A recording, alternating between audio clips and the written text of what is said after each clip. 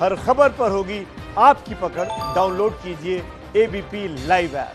Supreme court ने सुशांत सिंह राजपूत के मौत मामले की जांच अब सीबीआई को सौंप दी है।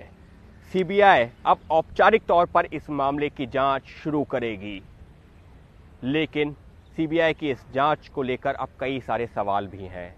सवाल ये कि सीबीआई को अपनी शुरुआती जांच उन्हीं सबूतों के आधार पर शुरू करनी पड़ेगी जो मुंबई पुलिस ने मौकाए वारदात से इकट्ठा किए थे, जिनको इस मामले में सर्कमस्टेंशियल एविडेंस कहा जा सकता है।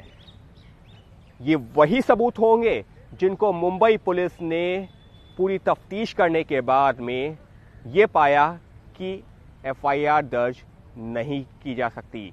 यानी कि सीबीआई को अपनी शुरुआती जांच उन सबूतों के साथ में शुरू करनी पड़ेगी जिनको मुंबई पुलिस ने ये माना था कि ऐसे कोई सबूत नहीं है जिनके आधार पर एफआईआर दर्ज की जाए। इतना ही नहीं, पोस्टमार्टम रिपोर्ट देखने के बाद भी मुंबई पुलिस ने एफआईआर दर्ज नहीं की थी और सीबीआई को फिलहाल उसी पोस्टमार्टम रिपोर्ट के आधार पर अपनी जांच को आगे बढ़ाना होगा। हालांकि सीबीआई जब जांच करेगी तो उन्हीं सबूतों को एक नए सिरे से भी देखेगी, एक नए एंगल से देखेगी।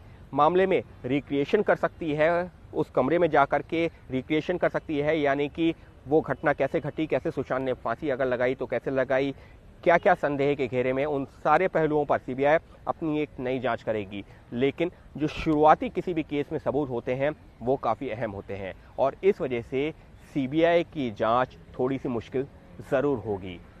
इतना ही नहीं, परिवार ने जो सवाल उठाया था वो ये उठाया था कि आखिर इतने दिनों बाद भी अगर मुंबई पुलिस ने मामला दर्ज नहीं किया तो ये यही दिखाता है कि मुंबई पुलिस मामला दर्ज करना ही नहीं चाहती। और सुप्रीम कोर्ट ने भी इस बात को खासी तरजीह दी है अपने आदेश में, क्योंकि मुंबई पुलिस आज घटना के 66 दिन बाद तक एफआईआर दर्ज नहीं करना चाहती थी।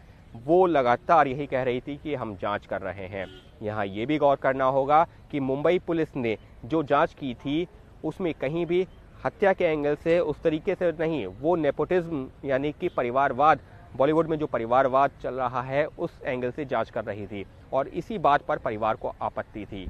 तो ऐसे में अब जबकि सीबीआई जांच शुरू करेगी, सीबीआई के सामने परिवार की तरफ से बयान भी दिए जाएंगे। सीबीआई के पास वो एफआईआर भी आएगी जो पटना पुलिस ने दर्ज की है। पटना पुलिस की एफआईआर में साफ तौर पर रिया चक्रवर्ती का नाम है।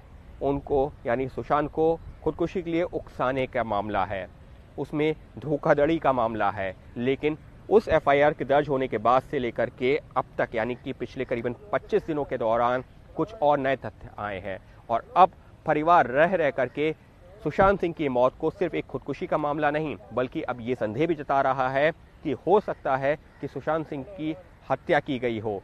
लिहाजा जब परिवार सीबीआई के सामने अपना बयान दर्ज करवाएगा, जब सीबीआई के सामने वो तथ्य रखेगा, तो उसमें अब सीबीआई के सामने सिर्फ एक यही नहीं पड़ताल करनी होगी कि सुशांत सिंह राजपूत ने खुदकुशी की, लेकिन अब जो परिवार ये आरोप भी लगा रहा है कि हो सकता है, ये संदेह जाहिर कर रहा है कि सुशांत सिंह राजपूत की हत्या की गई हो, सीबीआई अब उन पहलुओं पर भी गौर करेगी।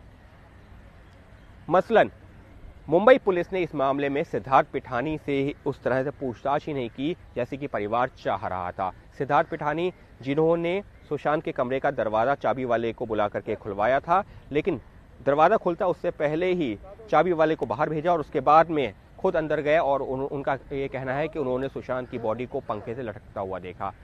तो सिर्फ सिद्धार्थ पिठानी नहीं, उसके अलावा भी कई ऐसे लोग हैं जो संदेह के घेरे में हैं।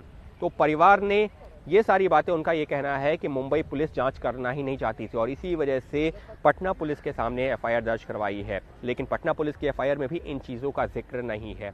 लिहाजा अब जब सीबीआई इस मामले की जांच शुरू करेगी तो सीबीआई के सामने ये चुनौती भी होगी कि इन सारे पहलुओं पर भी गौर करे।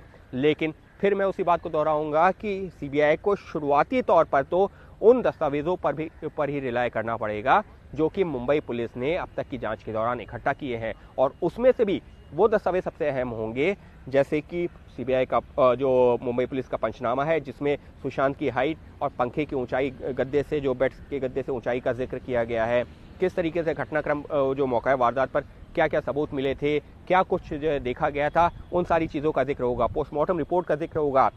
उसमें सुशांत जो डायरी लिखते थे उनका जिक्र होगा, वो सारी चीज़ें एक अहम सबूत बन सकती हैं और ये सारी चीज़ें सीबीआई के लिए एक अहम सबूत होंगी। लेकिन हमको फिर याद रखना होगा, ये वही चीज़ें हैं जिनको मुंबई पुलिस ने अहम सबूत नहीं माना था और इसी वजह से मुंबई पुलिस की जांच पर परिवार ने सवाल उठाए थे।